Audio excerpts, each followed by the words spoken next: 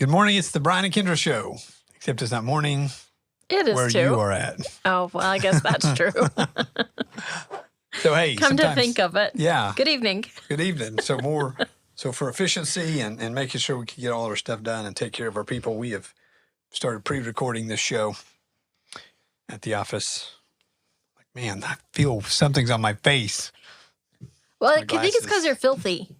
Maybe. Like, I don't know how you even can see through them. Like, I just keep looking at them thinking, you can't read through those because, oh my goodness. I can't read without them. You've got a real problem, boss. Yes, thank goodness. Notice I didn't say you are a real problem. Well, we all interpreted that correctly. Everybody knows.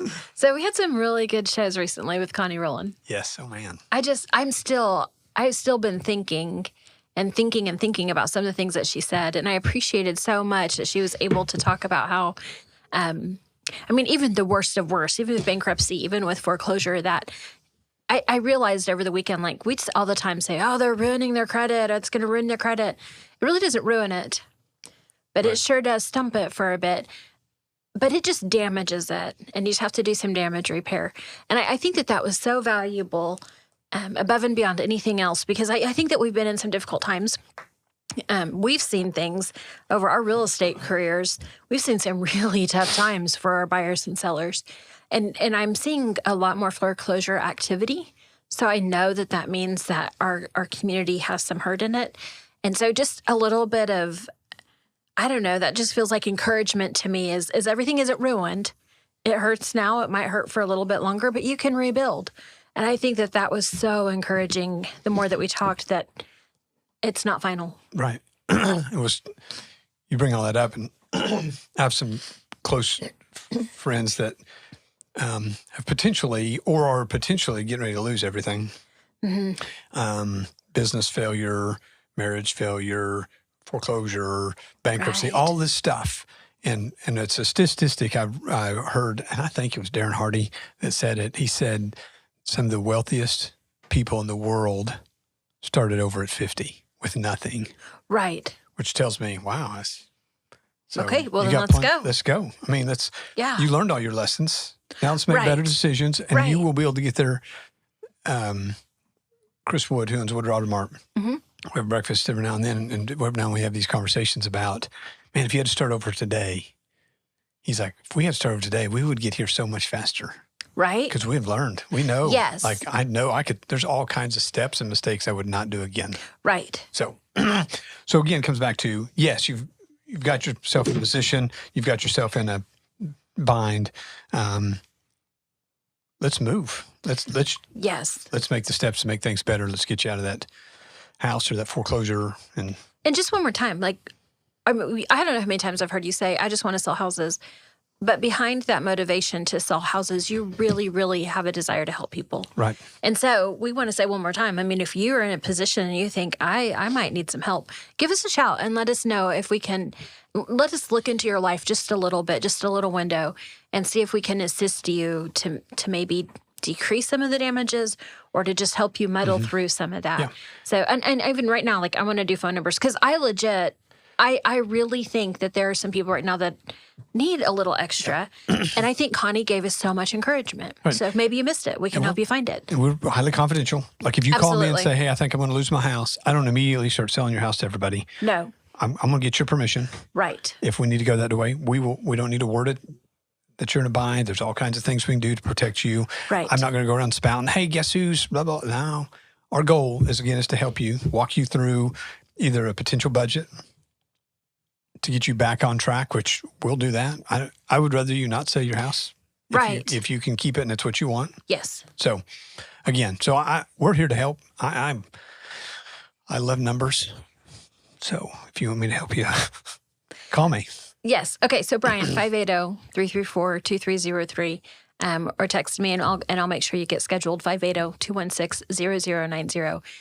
I really think that was important. I feel like she left with some encouraging information, because the more I thought about it, the more I thought it's a heavy subject, but there's a lot of encouragement that comes with it. So if we need to start rebuilding, let's start rebuilding. Okay, so I overheard you, or maybe I guess you sent us this information last week, and you were talking about a 2024 Northwest Oklahoma real estate outlook.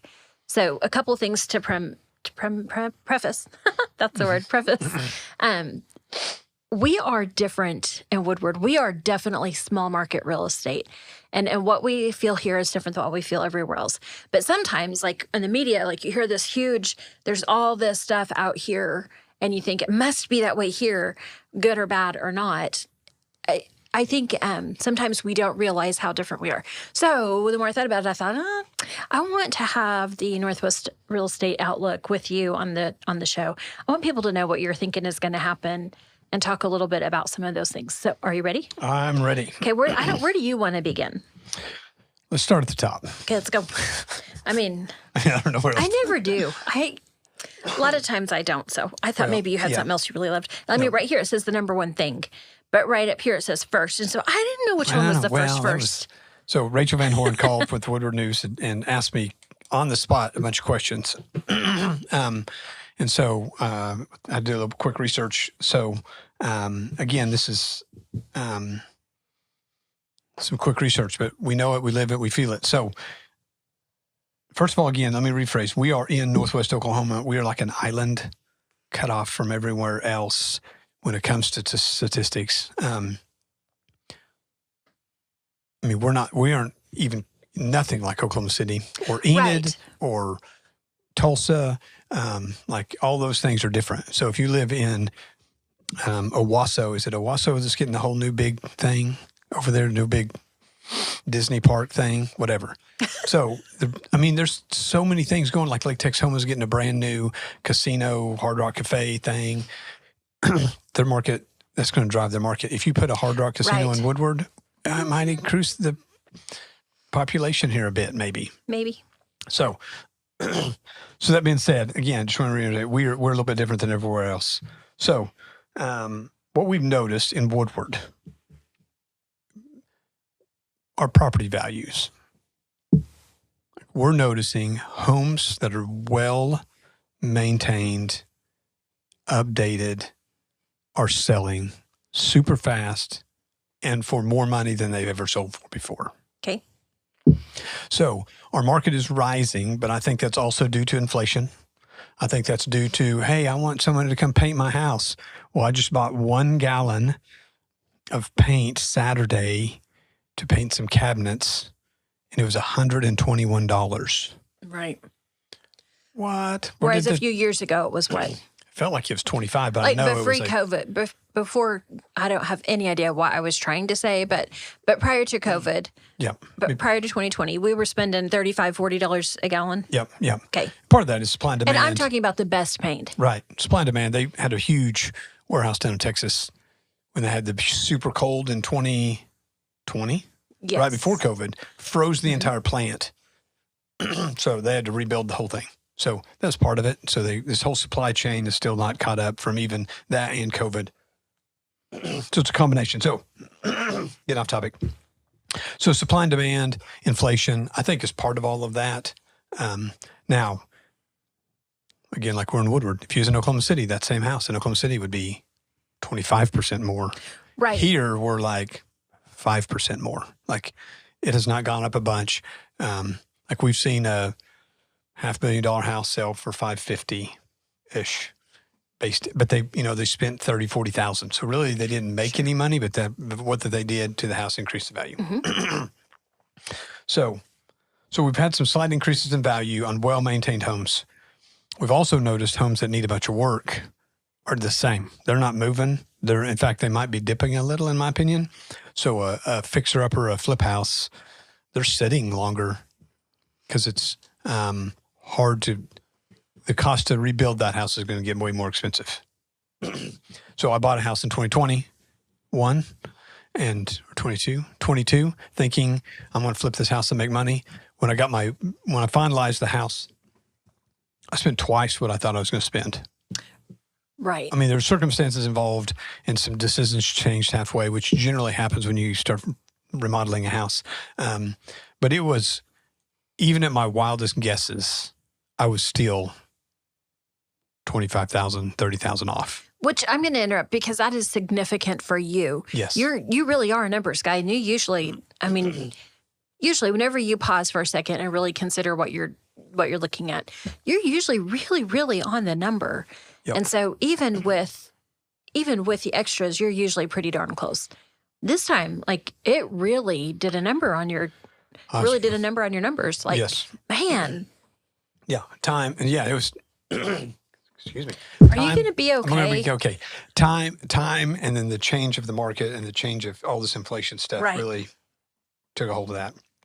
So like Ashland's house in Wichita, we had a $10,000 budget, and we repainted the house, scraped all the ceilings, bought all new trim, put all new trim in, put all new carpet in, and some flooring, and we're at like $10,300. Right, like, right on the number. I went on the budget with her yesterday, and I'm like, we're right on the number. It's like, we're perfect. Like, we haven't spent anything extra, or, we still have some work to do, but it's not, we don't have to hire anybody, so it's just time. Right, a lot of labor. So yeah, budget's my thing.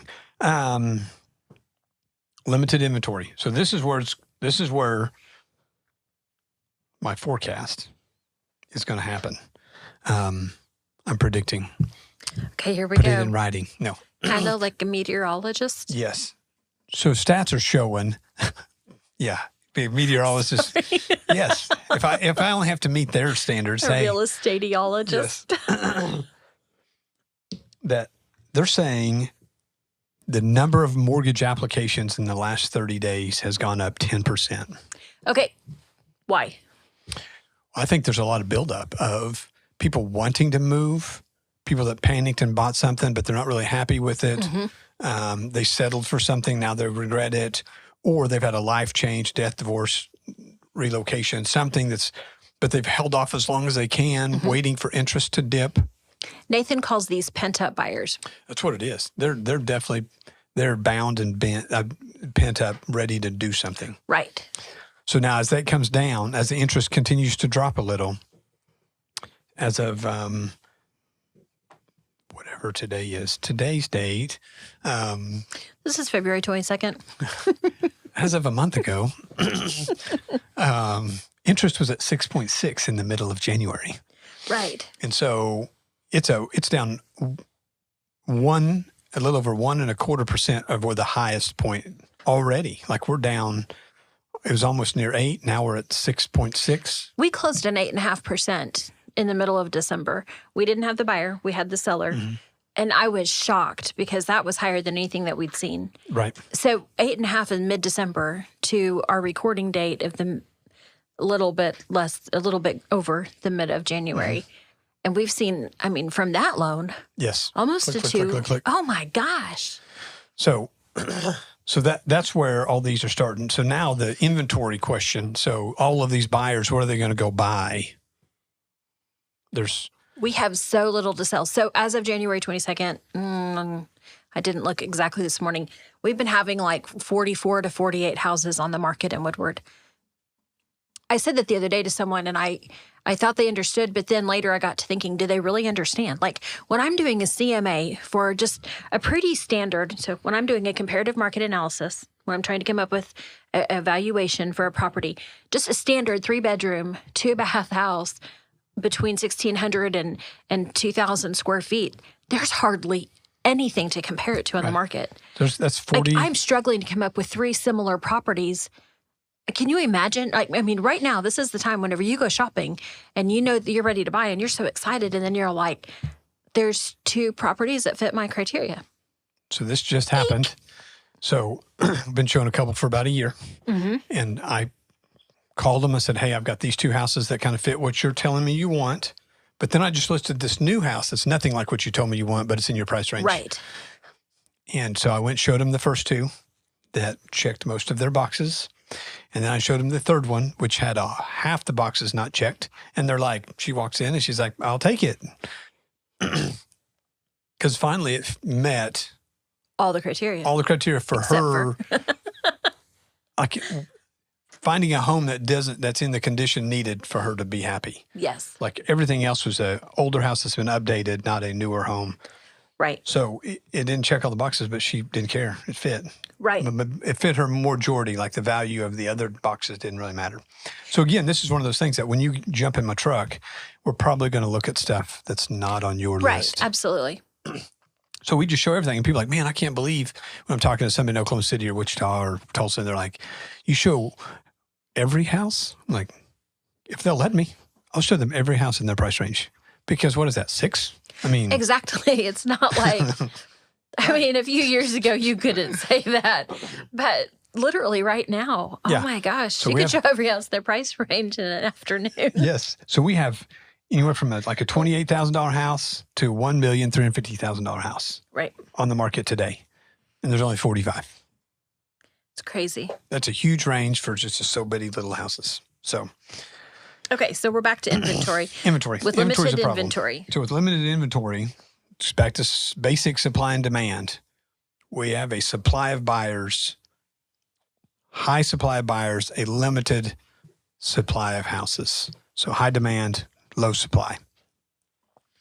So as these houses are hitting the market, I'm not sure we'll get into a multiple offer crazy situation like they did in Oklahoma City because again, right.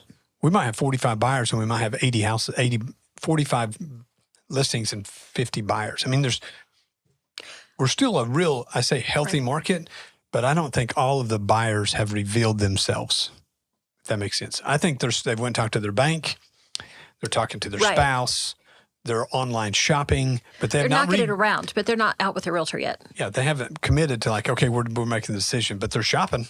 We have a lot of people online shopping on our website right now. It's a bunch. And a lot of them are just, they're making comments, hey, we're just looking. Well, you don't drive through the car lot. Well, I do, if but you're not I get interested. it. I mean, there's not that many people just driving through the car lot just for, being nosy. I guarantee you, if they had the right nosy, Jeep. Just looking at Jeep. The right Jeep, you'd be making a call. Not until toward the end of each year. Yeah. So I think it's one of those deals. People are educating themselves on the market. The fire is there. It's kindling. They're ready to do something. And I think if the right house hits, I'm interested to see the next $250,000 house hit the market. Mm-hmm. That's nice and new and ready. Right. How many people will call about it? Like the last one we hit the market, we didn't even give it time to cure. I mean, it just an hour, it was done. Crazy. Walked in, said, I'll take it. Like they didn't give anybody a chance. They didn't negotiate. They didn't mess around. They didn't do anything. They know they paid top value, but they didn't want to miss it. Right. So what would have happened if we had 4 buyers? That one might have went to a multiple offer. So, so again, going back to increase in price. So I think that's going to drive our prices up. But then I think as people, we see the buyers, a lot of these buyers have homes to sell, hopefully, which will create more market. Mm-hmm. Back in 2020, when we had like 120 some houses on the market, and then you had this, it was not hard. Somebody called us, said, hey, we want to buy a house. We went out and showed them everything, closed everything on the market. They had an opportunity. They had options. Right. So, oh, great. I like this one. I like this one. Let's buy one. Versus now it's like, I'll buy this one that fits. Kind of. We'll settle. Right. Okay. Okay, I want to skip down to right here because I don't want to talk about rentals yet. I want to talk about this. So I want to continue your talk on inventory. So you always go back and you do this one special little... Yep, market analysis. Excuse me, it's catchy. Yeah, you do a little market analysis thing, not for a specific property, but like for the entire neighborhood, which in Woodward is everything. Woodward. And so we had been having about 2 months of inventory, and now it's showing... December was 4 months of inventory. January was like 4.4. So it's going up. But I think that's still... December, January is a hard time to move. So, I anticipate like February, March, I think it's going to be insane. And part of that is because, I'm reading your words right here. You believe that part of that is because there are buyers that are just waiting for either the right house or the right interest rate to make the jump. Yes. Okay, so I want to pause. We are all about buying the house and renting the rate. Because if you find what you love, buy it. Mm-hmm. The rates can go up as well as they can go down. And in fact, it seems like they can go up a lot easier than they can go down. Yes. So if you find a house that you love, buy the house. Well, so the big guys that I'm listening to, the big economists, wish I knew any of their names, but I can't remember anybody's name. They're saying today will be the cheapest you will ever be able to buy a house in your neighborhood. Then let's go shopping. Because they say with interest going down, prices are going to go up. Still low inventory nationwide.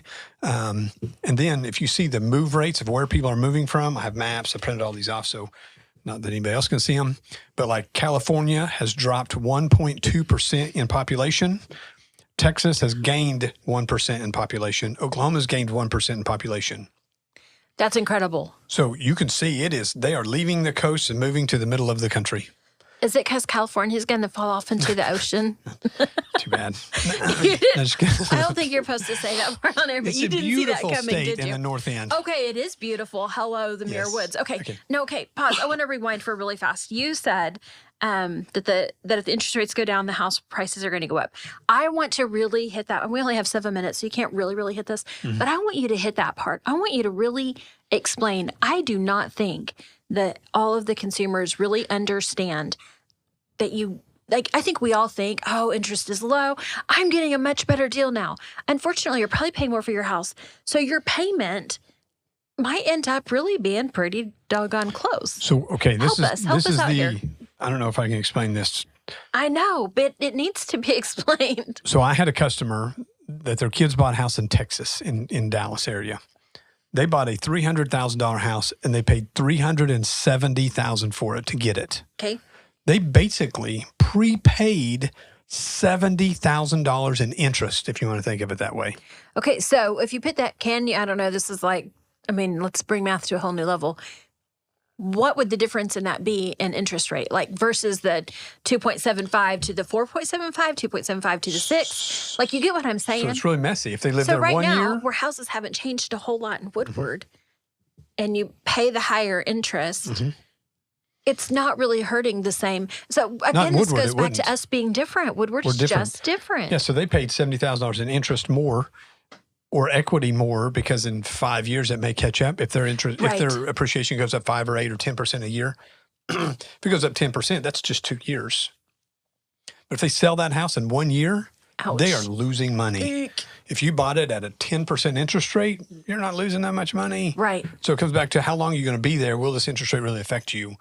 Okay, that's where it hits Woodward, is how long are you going to be there? Yes. So that's where, sometimes it's hard to even grasp, again, going back to what everybody else looks like versus what Woodward looks like. So if the houses don't change, but the interest rate does, the interest rate really does hurt me. But if I know I'm going to live in my house for 30 years, interest rate doesn't really matter. It doesn't matter because. If I know I'm going to live in my house for 2 years, interest rate might be an issue. Right. So right now there's some lenders out there that will, if you buy your house today and it's 6.8%, and it drops to 5.8%, they will refinance your house for free. That's incredible. We heard who was... Stride, yes, Grant, thank you. and Bobby. Couldn't get there. Talk to you about that. So they're offering this new program. It was offered through some other companies a few years back, but that gives you a very advantageous way to like, hey, okay, I'm going to go and buy the house. And it's like the stock market. If you knew you could predict when the bottom was, wouldn't you buy? Nobody can predict it. We may be at the bottom. Right. This may be really it. All this talk about it's going to drop 2 to 3 more times. If inflation kicks back up, they will raise the rates again. It will go back up. So we have no idea what's going to happen in the elections. So this may be the cheapest rate you get. But if you can afford it, it's already time to buy. It's already time to buy. Because you have this perfect opportunity. If it goes down, they'll refinance it. But if it goes up, you don't want to refinance. And then it's a catch-22, but right now it's advantageous. If you are looking for a home, you should be out shopping. Find the home that fits, try to buy one, finance with a company that will refinance for free. Absolutely. And then in a year or 6 months, or if it drops down to 5%, you refinance. If it doesn't, and it goes up, you won.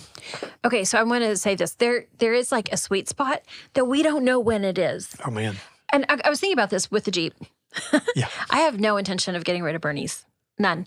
But I was thinking about whenever I traded in Birdie to get Bernice, because you came in and you said, Kendra, if you want a new Jeep, this is the time for you to do it. Because at that minute, the value of what I'd purchased Birdie for was slightly greater than what I had. You sold it for $5,000 more than you bought it for. That's so weird. Okay, so, I mean, that doesn't usually happen to Kendra with vehicles, let's be honest. Okay, but, I mean, this is a new Kendra, of course. Okay, so then we traded in Bernice for hardly, how did I do that? I didn't, because you helped me. Yeah, it was like brain. It was crazy. It was like we traded, you bought the first one for 25. We sold it for 32. You bought the new one for 38. Yeah, okay. 40. You can't stinking beat this, right? No. But had I waited, I couldn't have done it. Like, it was 100. Then you but it couldn't was get the almost vehicle. an accident. Right. Like, it was one of those things where it was like, well, that looks like a really good deal. I should do that. Yay, I did it. And now I'm like, how in the heck did that happen? I couldn't do that again. No. I had several people in my circle could not that do went and that bought new again. vehicles that month. Like, hey, people, listen, look what I just did. So I wanted to say that, like, if you're always waiting to find the sweet spot, you may not ever find it. Mm-hmm. Like, I realize that you saw it that time and it happened and it worked great. But how many times have you seen that happen in all of your years of negotiating? Like, Not you very don't often. always find the sweet spot like No. that. Nope. Like, you might get a good deal. You might negotiate well. You might this, you might that. But I think sometimes that we're waiting for, like, the perfect opportunity to buy or to sell. And All them I don't stars really to align. think that you can see the big picture to know when it is sometimes. Nope. So, like, if you're ready and it fits, go ahead and do it. I also want to say, this is not out of a desperation for you to, this is not out of desperation of, you guys need to be buying houses. Like, as I'm listening to you, I'm like, everyone's going, yeah, you guys have to say that you're realtors. Yes. I think this, but I really want this to be more of an education of, there's been so much panic. And I think that the panic is kind of simmering. But I want to make sure that it continues to simmer, because we don't have to be scared. No. Like, if you want to buy a house, buy a house. If you don't. If you want to sell your house, sell it. If you don't. Don't overthink it. I don't know how many times I had to say that to me this weekend. But it comes back to patience. Yeah. Patience is the way to go. Yes. Obviously. I don't feel like we're pressure salesmen. No. We don't have to use pressure to sell. We want you to be happy in your home. We don't want you to call and say, well, dang, I will regret buying this house. I want out. Right. That makes us feel sick, because now it does. Somebody's going to lose money and we don't like it. So it goes back to, if you're looking, if you're interested, let's go do some shopping. Let's go hunt around. I'll sit down with numbers. We'll do budgets. Those are fun. Hey, we'll eat donuts and do budgets. And so make Brian buy those donuts, guys. Yeah. So yeah. Give us a shout, and then obviously, if you want to list your house, I think the market's going up. So it's a good time to get your house touched up, get it ready, get it on the market. Absolutely. Let us know if we can come look at it with you and give you some ideas of what to do next. Yep. Hey, I'm Brian Cook, 580-334-2303. And I'm Kendra Brown, 580-216-0090. Thanks for listening. We'll see you next time.